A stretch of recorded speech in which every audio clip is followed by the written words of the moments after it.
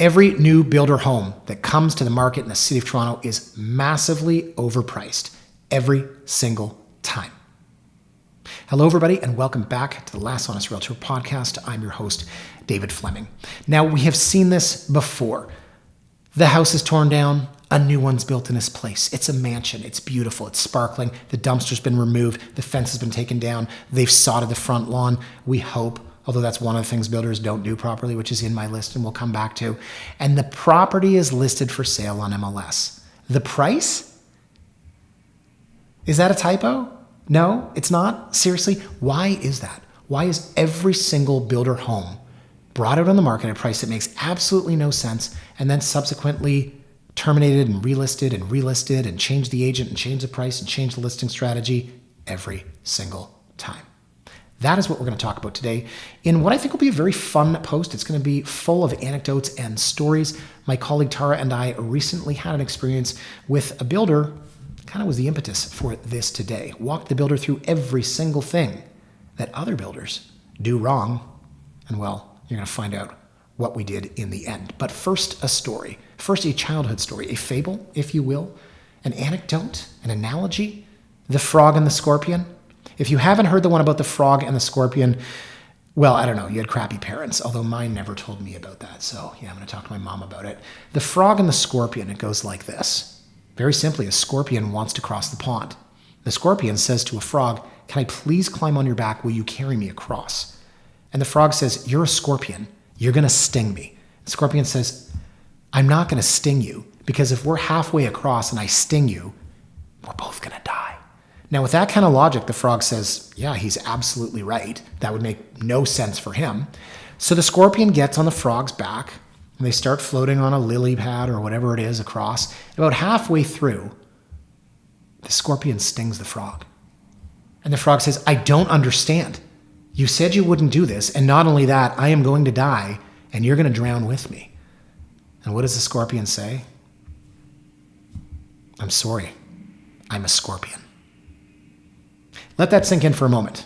And if you're telling this to your 8-year-old child, they're probably going to be upset. The point to this story, or this fable, is very simple. A scorpion's a scorpion. And in that case, the scorpion just said, "I'm a scorpion and I sting. That's what I do, even if it's to my own detriment." Do you see where I'm going with this, folks? Builders in the city of Toronto routinely make the same mistakes over and over and over. And I'm not talking about condo builders. We're talking about infill homes. So somebody buys a bungalow on a 40 by 130 foot lot in North Toronto, and they tear it down, they build a beautiful new home. But what we see from there on out is the same every single time. They overprice it. They list it 7 times. They have 3 different agents, and it takes them a year to sell. But it's not just the pricing. It is everything else that goes into so many of these builder homes. And that's what I want to talk about today. So I'll tell you this. Tara and I got a phone call from a builder, and we're going to call the area of the city of Toronto Verona. It's a Romeo and Juliet. Julio, that would be great. It's a Romeo and Juliet reference. So in fair Verona, where we live, it's, well, upper middle class, let's say. It's a very close-knit community, and yes, there are developers in the area. Now, a typical developer in this area is building a beautiful red brick home that fits in with all the others in the area, and I feel like that's what the buyers really want. But the builders, the out-of-area builders, they come in and they ply their trade time and time again. They build the stucco homes, they build the sleek glass monsters, they build the things that the local residents really don't want. Now, that's the first point that I will make. But we were called in to look at one of these houses, and we decided nothing to lose here. Let's put together a presentation, and in that presentation, we will go through the following. What buyers think about most builder homes in fair Verona, where we live, and then what agents think. We will lay it all out, and we will use examples, and in the end, we will say, "Mr. Builder, would you like to list and sell this property the way that we think it should be?" Let me walk you through this. The first point that we made to Mr. Builder, well, looking at what buyers think of these builder homes, buyers think, and we did research for this. This is what we had asked a bunch of people in Verona. Buyers say builder homes are always priced high and will come down in price. Therefore, there's no rush to see the property. A house comes out for $4 million, and the neighbors are aghast. The buyers in the area look at it, and they see, has it been listed before? No, it's a brand new build. It's owned by a numbered corp. They don't come see it. Why? Because they know it's not going to sell, and they know it's going to be reduced. This is across the board what every single buyer in this area we call Verona believes, and we received this comment multiple times. Now, the second thing that people in Verona said is that most of the folks representing the house don't understand them and their needs. Now, if that sounds snobby, it's because it is. But if this community is very insulated, and one of the points that we had made was that the builders don't hire an agent from Verona. They hire their outside agent, their 905er, if you will. Now, that could save them some money, sure. If that agent's doing it on the cheap, that agent might be somebody they've worked with before. But there's something to be said for the brand value. And I'm losing some of you here in the YouTube comments are going to say I don't care. The brand value of the agent and the brokerage. Yeah, it's a real thing in Verona. You can call it snobby, but that's fine. You don't think the guy selling the Mercedes or buying it or manufacturing it is a little bit more snobby than the guy, I don't know, riding the bike? So the outsiders looking into fair Verona, this is how some of the folks see both the builder and the agent. Again, the snob factor. But what they are saying is that they don't really understand us. Who are we? What are our values? What do we like in homes? Don't just come here, build a house that you would build where you're from, in your area, in other areas you've worked in, and then tell us why this house is so great. Now, money is always spent in the wrong places. This is something that a lot of buyers had said. The buyers believe that builders value function over form, and that layout, flow, and usability are more important than finishes. So I will go off on a tangent very shortly and give you an example. There are 2 resale homes for sale on the same street. One of them is absolutely gorgeous and renovated. The basement is only the original footprint, has not been excavated, and the main floor has a bump out, but upstairs does not.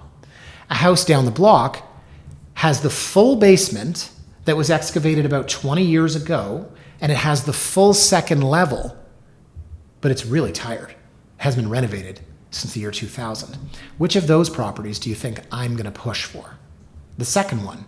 You can change the finishes in a home. Now, yes, you can excavate a basement, but that smaller house that's, say, 2,800 square feet and doesn't have the extension, and thus you lack the function, the flow, and the future for you to grow into with your family, it might have great finishes. But the house down the street that has all the space you need, or the best example is a new home that has 12-foot ceilings and an older home that has 8-foot, you can never change that. But sure, the Wolf Range is prettier than the Amana one. The point being here, guys, is that people in Verona, they understand the lifestyle and the life cycle. They want the flow. They want the layout. They want the functionality, how they live their lives. And that Wolf Range, it's pretty and all, but they could go buy one themselves. You've used expensive tile, good for you. Hell, you've put tile all over the walls. Your moldings are expensive, and on and on and on. The people in fair Verona don't value that. And the last point, and this is kind of funny, is that people in Verona say that these builder homes have no warmth and no character. They have no story, they have no history. Now you can tell me, okay, you're just romanticizing it, but there's something to be said for a culture and a demographic that wants brand new, never lived in. And the other folks that say, no, I don't like that. I want the house to have a soul. Call it cheesy. I could make an argument either way. Now, what do agents think? And these are the points. I interviewed some folks in my office, and these are the points that we put up on the screen for Mr. Builder and really sort of hammered away, because this isn't my opinion. This is fact. And I played it off as one or both while we were presenting to Mr. Builder. And at the end of the day, the question I'll ask you is, did Mr. Builder agree? Now, the first point that I made, builders don't build for users within that market. Now, if you had built 10 houses in East York, and then you decided you were going to build in Lawrence Park, suffice it to say, you can't just pick up your East York home and move it to Lawrence Park. If you're a home builder in Durham region and you decide that you're going to build in the beach, hey, listen, you've got a learning curve. So what we typically see is that, and take Leaside around the corner from me right now. When I got into this business, it was like all the original bungalows sitting on prime 30 by 120 foot lots. And you saw all the builders come along, they tear it down, they build a new one, and that's when we started getting the stucco homes instead of the red brick. And over time, they went back to red brick. And there's been all kinds of different folks plying their trade in that area. But a lot of those builders, it was like their first big project. Maybe they'd flipped a house or maybe they'd renovated one, but to actually tear one down and build a new, you see a lot of builders in Fair Verona doing exactly that. They're not building for users within that market. And, I'll typecast here and tell me there's a snob factor. Let's say you have somebody that builds in Richmond Hill. Then they decide they're going to build in the aforementioned Lawrence Park or in Moore Park or in Rosedale. You can't pick up that vibe, that design, that style, and everything that you know about that demographic and then plop it down in a new area and expect it to transfer. Now, the next point, and I really want to stress this one. Builders often include features that are valued by other buyers in other markets, but not in this market. I'll give you an example in Fair Verona where we live. The builder put in a basement apartment. In Fair Verona, those folks don't want basement apartments. Now, there's several reasons. And again, you might say, oh, it's just a basement apartment. But I'm telling you, this is what builders do. The builder comes from an area where they say basement apartments are really important and they add tremendous value because you can rent it out and get income to pay your mortgage. Or if you're a multi-generational family, you've got that downstairs. Or what? What else could we use that for? The point is, in Fair Verona, the buyer wants a basement that has a rec room, which is for the kids' playroom or the man cave, woman cave, if you think I'm being sexist. They want an extra bedroom for mom and dad when they come, or for the teenager. They want the bathroom. They want the same layout. Don't rewrite this. Don't rock the boat. Don't reinvent the wheel, whatever analogy it is that I'm looking for. And then you go and put a basement apartment in. Now, here's where the snob factor is going to come in. And this is what I told Mr. Builder. In Fair Verona, people don't want basement apartments because they don't want their neighbors to think that they need the income. And that's something that's coming from a local agent who works the area and can tell you, yes, this sounds crappy and it's snobby, but it's true. Builders don't know this. And more often than not, they don't care. They disagree. They come from an area where they put their basement apartments in and they say things like, well, we want to have the option. I am telling you, figure out what the people in this area want. In Fair Verona, they want a red brick house. You built a glass and stucco monster. They want a beautiful rec room in the basement, and they want it carpeted, and you built this basement apartment with your hardwood floors that, yeah, people like hardwood, I get it, but you're not feeling the vibe here. People in Fair Verona, they have 2.3 children on average. Their kids go to private school, and, they're named Todd and Rebecca. And they want a basement rec room, not a basement apartment. They also don't want a pool in the backyard. I'll tell you what, in Fair Verona where we live, the buyer who wants a pool finds a house that they want, then they put in a pool. A buyer who wants a pool in Verona doesn't target a house with a pool. Think about that logic for a minute. Do you follow? You want a house with a pool. You're not looking for houses with existing pools. The fact that there's a pool there makes absolutely no difference about whether or not you want that house. A B- house on a D- street with a pool. No. The buyer wants the A house on the A street that's got a big tree in the backyard that they're going to accidentally kill with your basic 14-inch drill bit and rat poison, and then they're going to apply to the city to have it cut down because they don't care, and then they're going to build a pool in the backyard. Sorry, I went off the rails with the analogy, but you get what I'm saying. I'm saying that a builder puts a pool in because they think it adds value. It doesn't. More to the point, it detracts. The things that people don't want in this area. They don't want a basement apartment. They don't want a pool. They don't want tile on every single wall. They don't want a laser light show in the living room.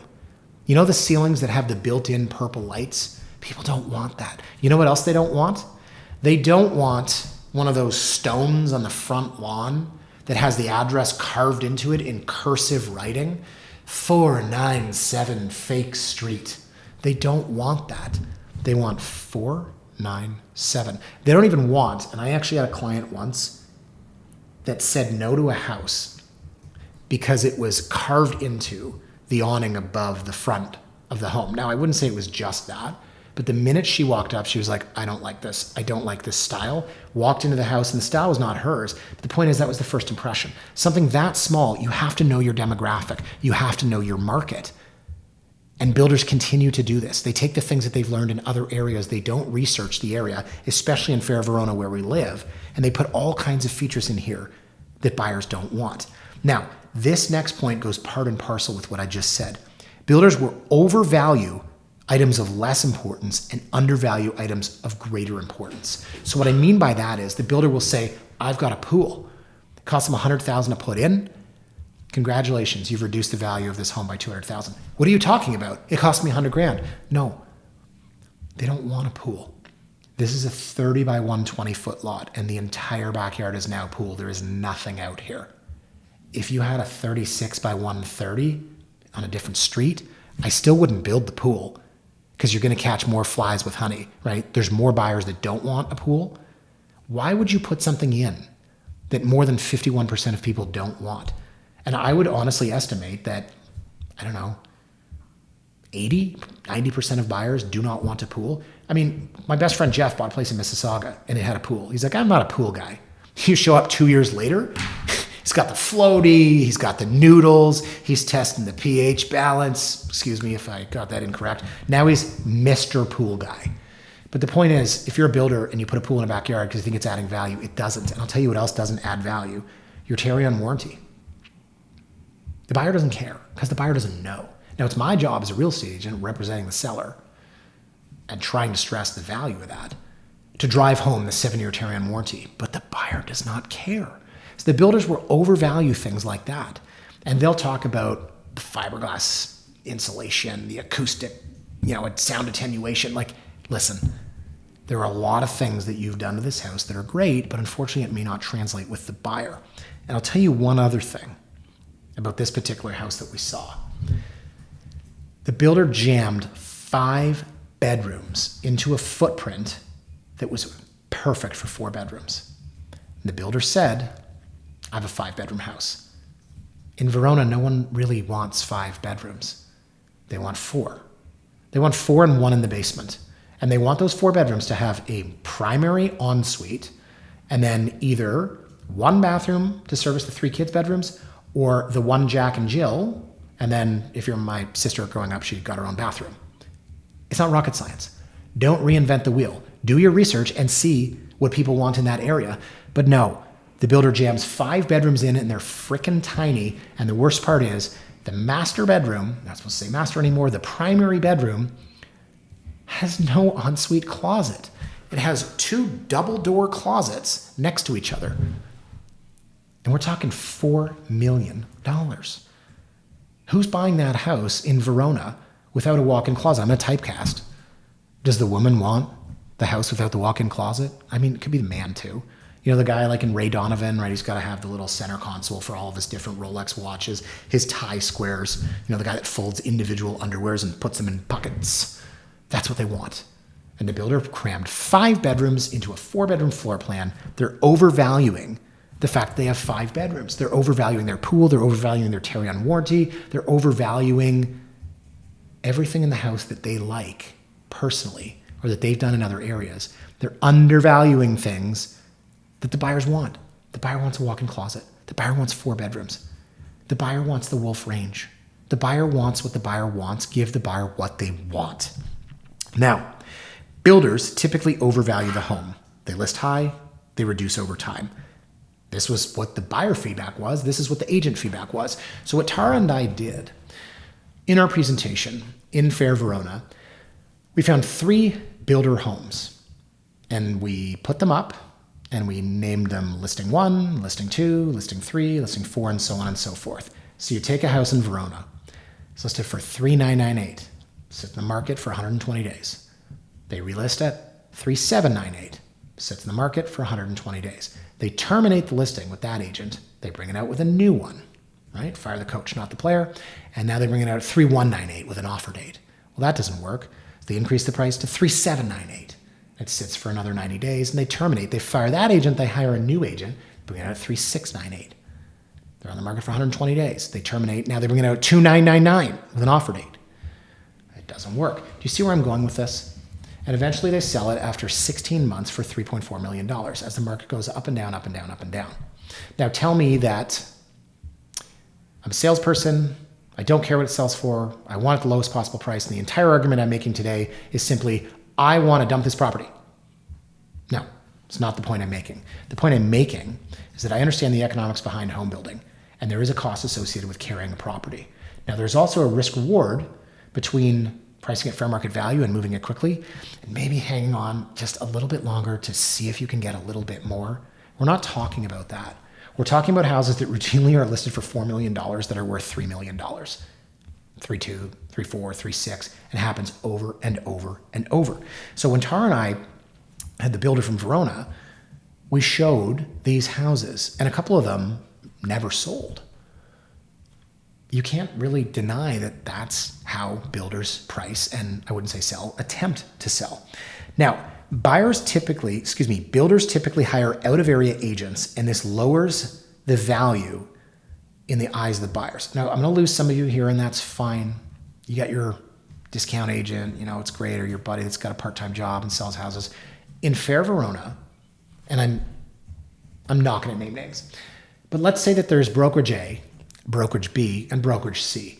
All of them are very traditional, high-end, established firms, and many of them have realtors that live in the area.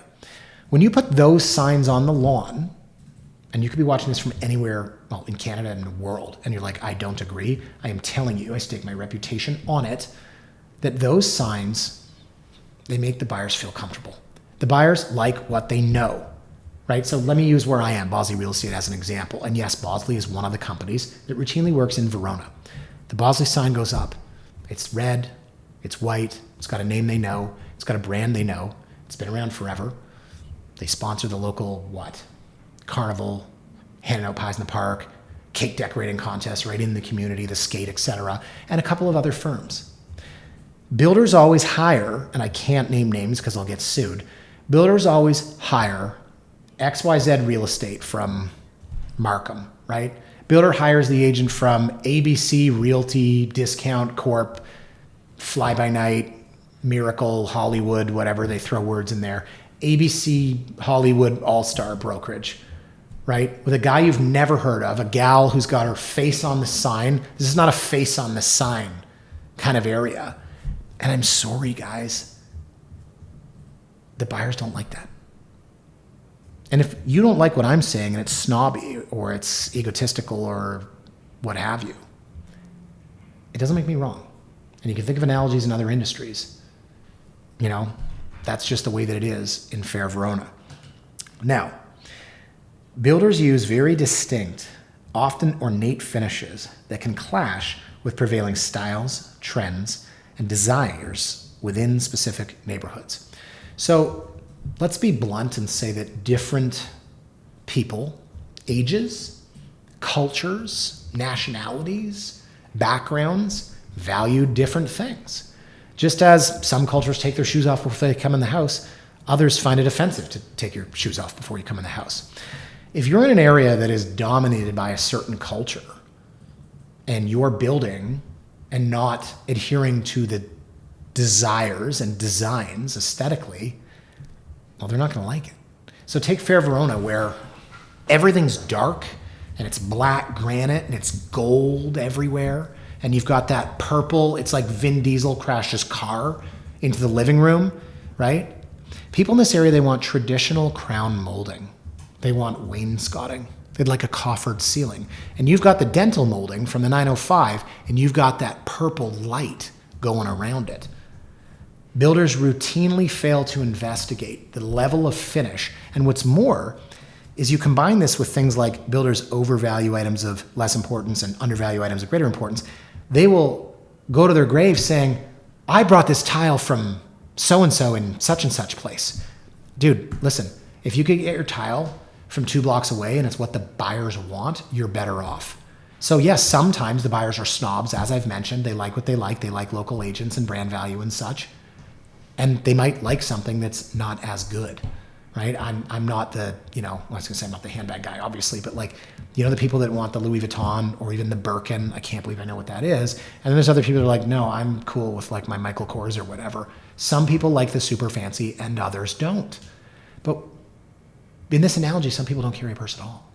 And you've got to look at that and say, yes, in this area, they might like nice things, but you could have a nice quartz countertop that's white and light versus a much more expensive, much more rare, dark black granite counter with gold speckles that the people in the area don't want. Hire a designer. Build it into the cost. In fact, hire a local agent, which again, they never do, to explain to you what the demographic in this area desires. Now, the last point here, builder houses typically sell via the second or third agent to list the home. We put this in our presentation. And I said to Mr. Builder, listen, I mean, we'd love to work with you and all, but statistically, we're not selling this house. And he said, what do you mean? You know, I believe in you guys. Let's go, let's work together. I said, no. The 3 properties that we showed you, the examples of builders in Fair Verona listing over and over and over, 2 of those had 3 different agents that sold, and then one of them that hadn't sold, they terminated, but they had been on their second agent. That's very, very common. So put all this together, and we're sitting there, and we've presented this to Mr. Builder. And what do you think Mr. Builder said? We valued the home at $3.2 million. The builder said that he wanted to list it for 3.7. Yeah. That is exactly what we expected. And I said, do you remember when I said the builder houses are listed over and over and over? He debated us on the value. So we then went and we looked at the comparable sales. And when I asked somebody a rhetorical question, do you see this house here? Is this house better than yours?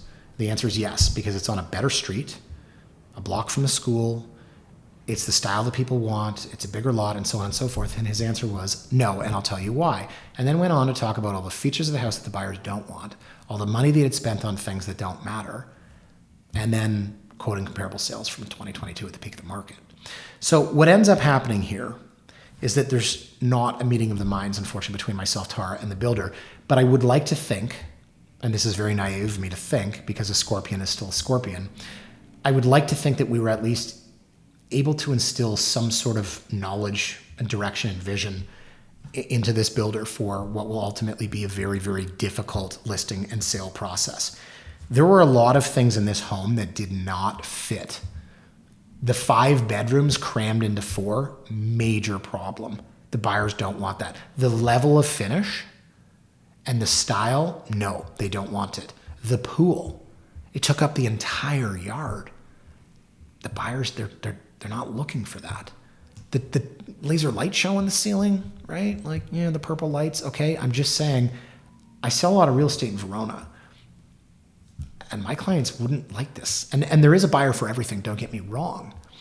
But it was amazing to see systematically, as we kind of went through all of the notes on our list, that the builder had a response for every single one. And the response in every case was, you're wrong because you're wrong because you're wrong because.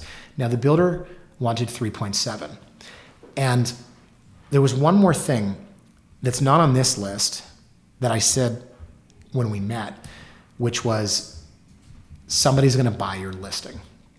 I said, what do you mean? I said, someone's going to tell you the price you want to hear, and that is the person that you will list with.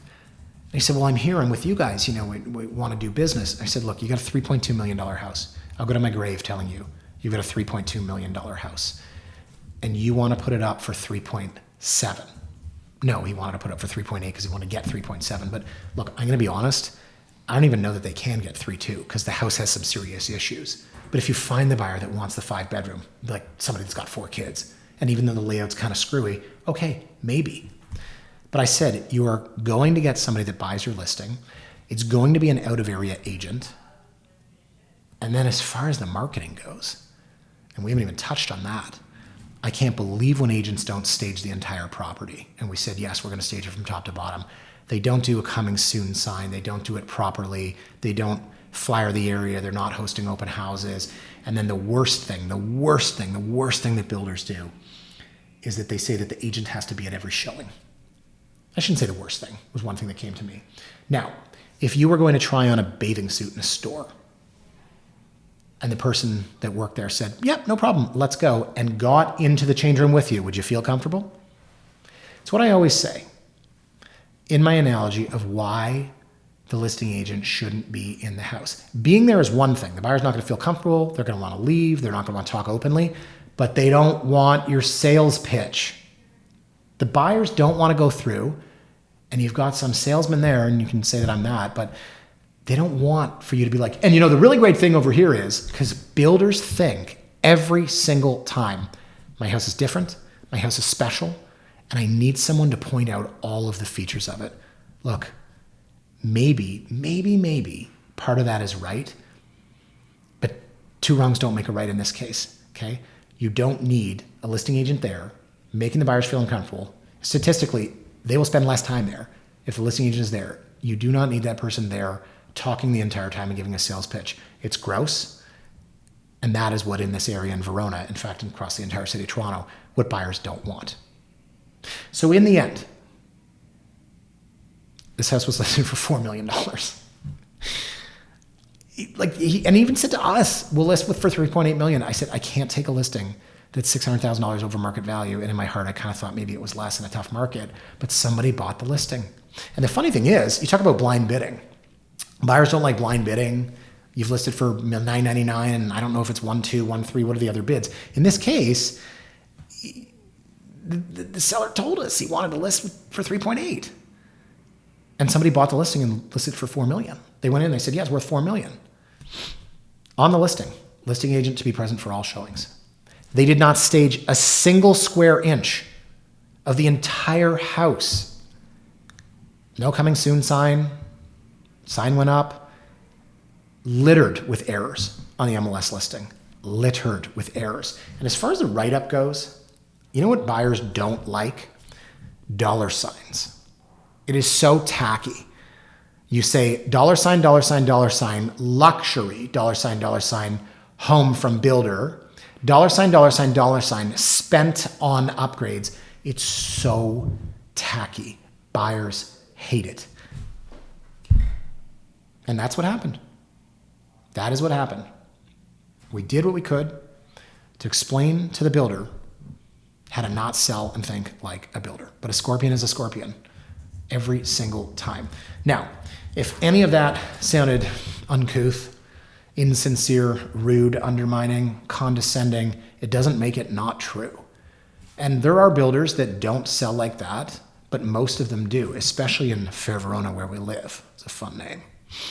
Romeo and Juliet. Everyone read it in grade 10. But in Fair Verona where we live, you see it time and time again. 8 out of 10 builder houses are of a design that the local people don't really want. 10 out of 10 of them are priced 20% above fair market value, just egregious prices. They're all listed 3, 4, 5, 6, 7, 8, 9, 10 times. Many of them go up and down in price. When you're listed at 3.6 for a 3.1 house and then you drop to 2.99 with an offer date, what do you think is going to happen?